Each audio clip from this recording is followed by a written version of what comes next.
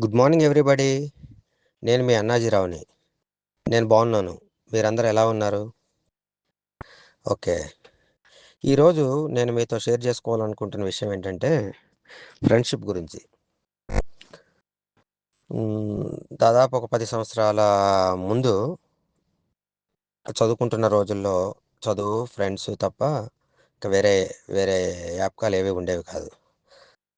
రకరకాల సందర్భాల్లో ఎన్నో ఇన్సిడెంట్స్‌లో ఫ్రెండ్స్‌తో జరిగిన ఆ జ్ఞాపకాల పరంపరలో అప్పుడు అప్పటి పరిస్థితులకి పరిస్థితుల్లో ఆహ్, మనసు ద్రవించి, హృదయం ఉప్పొంగి, హ్మ్, మనసు పొరల్లోంచి వచ్చిన పదాలని కవితగా రాసుకున్నాను. కవిత్వంగా. సో, ఆ కవిత్వాన్ని ఈరోజు మీకు వినిపించాలనుకుంటున్నాను. ఈ జీవన నావలు అలవోకే అందరు. మహాసంద్రం వంటి మిత్రులు మనకుంటే. దారిద్ర్య కుచేలులు ఇక ఉండరు. చేయూతను నీకిచ్చే శ్రీకృష్ణుల చెలిముంటే. మాటల మాంత్రికులవుతారు మరికొందరు. మౌనంగా నీ పేరును ధ్యానించే ఋషులుంటే. బడిలో చేరిన నాడు నీ మొదటి బంధువు.